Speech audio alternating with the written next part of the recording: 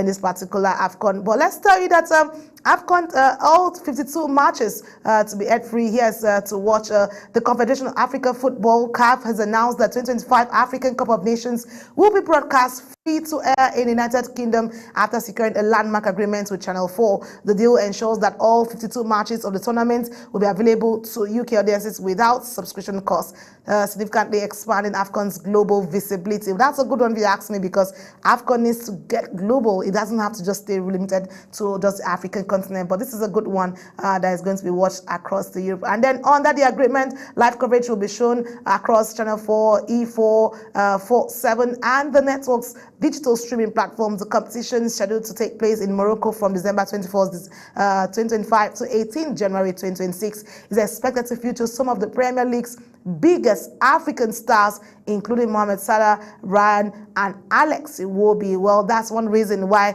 the visibility of AFCON needs to stand tall. We need to see our stars doing well across the globe. Well, that's it. But let's tell you quickly that Super Eagles is set for a high-profile pre-AFCON friendly against Egypt. Well, this is part of it there in Cairo, where the Super Eagles are preparing their minds to see how they have the practice match to also help them prepare their minds. But that's coming around the 16th for the Super Eagles. Well, with all of this, we hope to see the 28-man team who have been picked out to see how they can work as a team, play as a team, get to internalize and understand the system of play, the technicalities. All of that is one of the reasons why this match needs to even hold there. The Super Eagles of Nigeria are scheduled to face the Pharaohs of Egypt on December 16th, 2025 in a pre-AFCON friendly encounter. This features serves as an important test for head coach, who will use the match to assess players' cohesion, sharpen tactical patterns, and build the necessary chemistry within the squad ahead of the 2025 Africa Cup of Nations. Of course, that's the best bet for Nigerians. If we want to see us, we need to have this kind of thing, because of course we had a 54-man team and then it was streamlined to 28, and this team, we've seen consigns raised with the number of people who are out of it, like names of the Iheanacho and the likes. But with this game, hopefully the head coach knows what he's doing. He's going to know, see their strengths, see their cohesion, and also sharpen their technicality, see their chemistry, because that's the number one thing. This has to be a team particular game. It has to show their team spirit, show their chemistry, show their passes, and what they will bring to the table when they get to AFCON. Well, the match will be played at the iconic Cairo International Stadium with kickoff set for 8 p.m. Egypt time and 7 p.m. Nigeria time. Super Eagles in Group C of the 35th AFCON edition, where they will battle Tunisia, Uganda, and Tanzania for a place in the knockout stages. The knockout stages, that's it. I hope we're looking forward to seeing Nigerians do well and get out of the knockout. Look at it. The countries will be playing. Uganda, Tunisia, and Tanzania. These are teams, countries rather, who are not even coming to play. Don't forget that the preparedness and all of the things put together for AFCON from all countries. Don't forget, we talked about this, where some countries had let go their coaches to ahead of this game, this AFCON preparations, and consigns were raised. And now look at the group stage where we are. Can Nigeria do better in this particular group stage? Would they go across the knockout stages? A lot of questions, a lot of concerns. Analysts are speaking, and Nigerians are also saying we're ready for this. That's the Super Eagles with the team and the coach, and everyone's saying we're ready for this. Well, the Super Eagles group stage camp begins on Tuesday, 23rd December, when they take on Tanzania's Stars at the Complex Sportive the Fees. Well, they will return to the same venue for their remaining fixtures against Tunisia on Sunday, 27 December, before rounding up the group on Tuesday, 30 December, against the Cranes of Uganda. We just hope that with these preparations, with these high-profile games put together for them and more trainings, the Super Eagles will do well and they will make Nigerians proud, because that's the focus. AFCON, we would go beyond just the knockout stages. Forget it. Trust me, I hope we're doing the Cup Nigeria, we can pray. Yes, aside praying, what are the things put on ground? I'm not talking about welfare anymore, because this is also one focus that from the executive down to the sport administrators, they've seen that this is not even going to be a challenge. Hopefully, it pounds out that way. But let's tell you that why Nigerians are looking forward to, because the last time Nigeria had the African Cup of Nations Cup was in 2013 when we had the winning team. The winning team were the ones that gave Nigerians the excitement in 2013. This is 2025. That's why a lot of concerns are being asked, a lot of questions are being raised to how Nigerians can get the mojo back. Nigerians need to get it back. We missed out on the FIFA for the World Cup. Look at the team that made Nigeria proud in 2013. Can we have a replication of this kind of team play for Nigeria in AFCON 2025? That's one of the answers, question that needs answers. The likes of Emenike, FA, we had Onazi, all of them that get Nigeria, Keshi, Moses, the names of people, see the players that made Nigeria, Mikel, Yobo, all of these ones were the one that made Nigeria proud in 20. That was when Nigeria won the 1-0 against Burkina Faso. The dominant Super Eagles made the breakthrough just before halftime when Mba clipped the ball over Mohamed Kofi and then voided into the far corner. Burkina Faso almost equalized. This was it when Wilfred Son forced fingertip save from goalkeeper Vincent Yema there, and then we had Ahmed Musa slipped as he looked set to score, and Victor Moses almost poked home as Nigeria is to victory. That's what Nigeria is expecting. It was a win that was fully deserved for as Nigeria comfortably beats a tired-looking Burkina Faso who struggled to make an impact in their maiden final appearance. Well, and perhaps it was one game too many for the Burkina Faso, who had failed to win a single game on the foreign soil in the Nations Cup before this tournament. But that was the tournament there in 2013, but shocked many by going so far that time. Well, however, credit was given to Nigeria and their head coach then, Stephen Keshi, who captained the Super Eagles when they last won the title in 1994, and becomes only the second man to lift the trophy as a player and as a coach after Egypt, Mohamed El Gorede. It was also the first time for 21 years that a black African coach had won the cup. Ivory Coast did that. Marshall was the last to do so in 1992 after Nigeria and Burkina Faso played out a 1-1 draw in their group match early on in that competition. The Super Eagles had grown in stature and went into the game as favorites. Well, that was how the excitement was for Nigeria in 2013. Like I said, this is one particular AFCON that Nigerians are looking forward to have that kind of excitement that played out in 2013.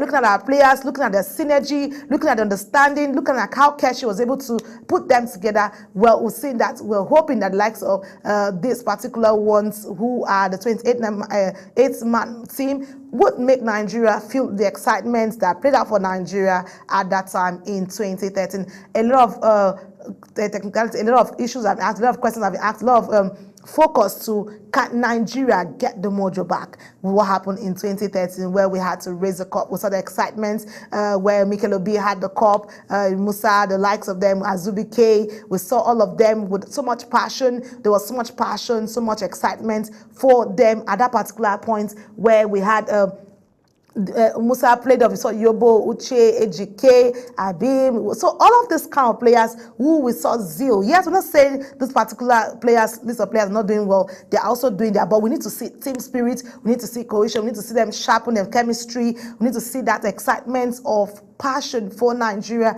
as a country. Can 2013 repeat itself in 2025?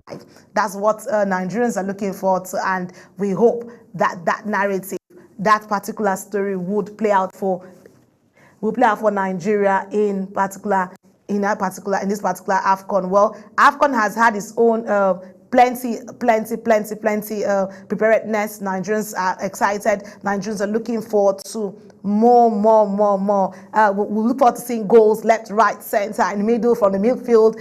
This cup is one amazing cup we cannot afford to miss. Knockout stage, yes, we're getting past it. We're getting past Uganda. I'm excited because I'm looking forward to that particular one. And you see where we had our cup. You see the team spirit. You see the excitement. Please, we need this back home for 2025. This is one thing I know will keep Nigerians excited. Nigerians will be happy to have this cup come back home 2013 and 2025.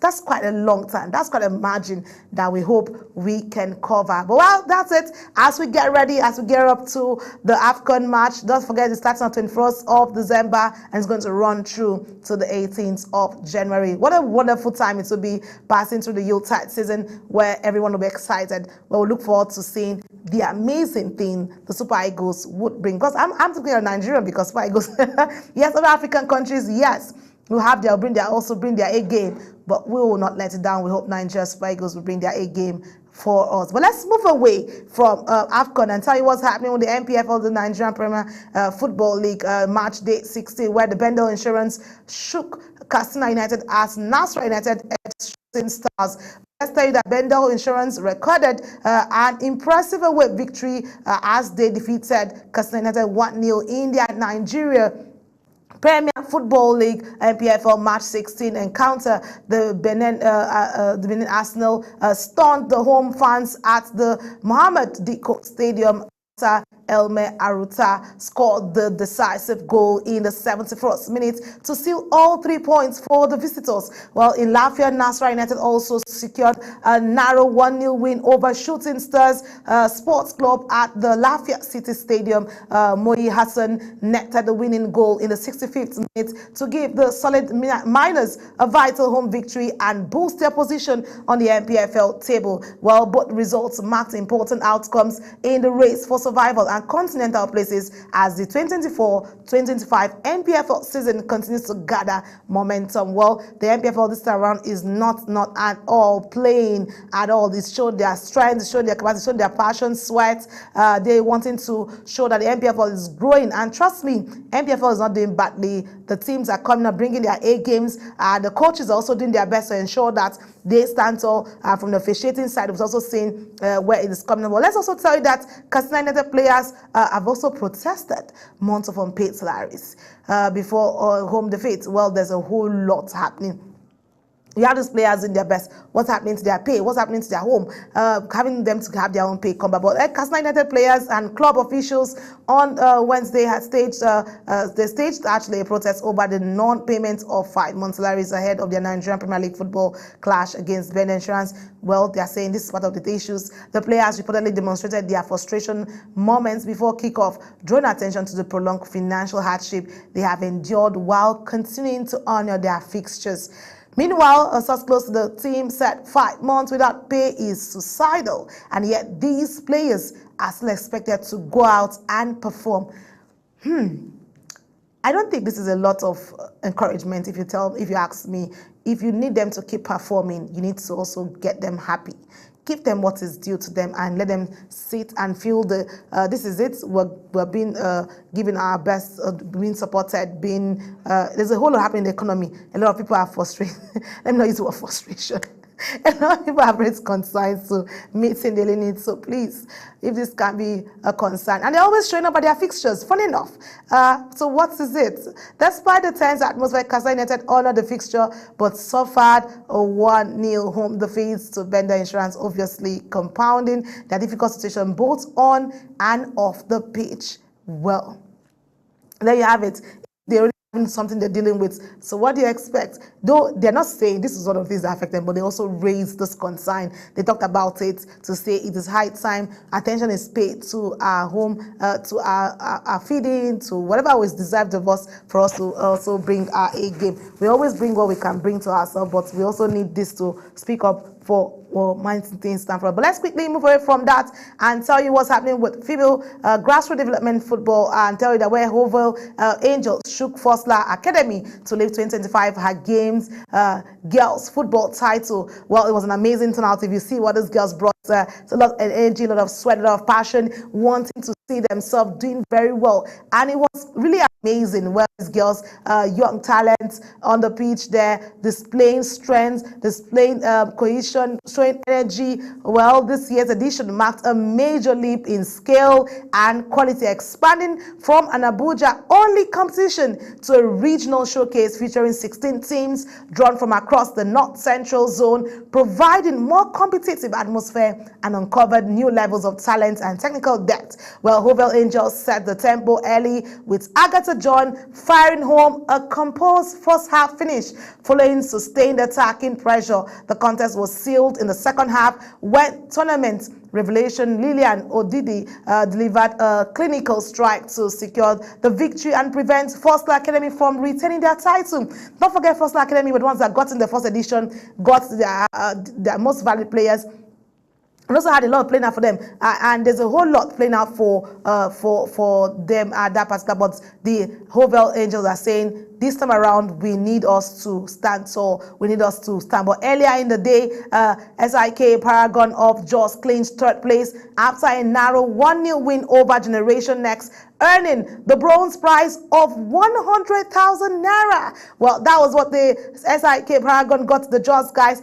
played very well and also got there. But runners up, Foster Academy received 150,000 naira, while the champions Hovell Angels claimed the top prize of 250,000 naira, showing them that they were worth celebrating. But for me, was an amazing outing for these girls. They saw the reason to put out their talents and ensure hope that they did get discovered, getting their hopes is get to the national team, make Nigeria proud, show them that we have talent and we can do this. But in individual accolades, Patricia Habila of Foster Academy was named most valuable player for her midfield brilliance, where she showed her brilliance and skill at that particular midfield. Well, Hovell Angels striker Lilian Odide finished as top scorer with 6 goals, concluding her superb tournament with the title deciding strike. Flora Williams of SIK Paragon was voted best goalkeeper, having conceded just 1 goal.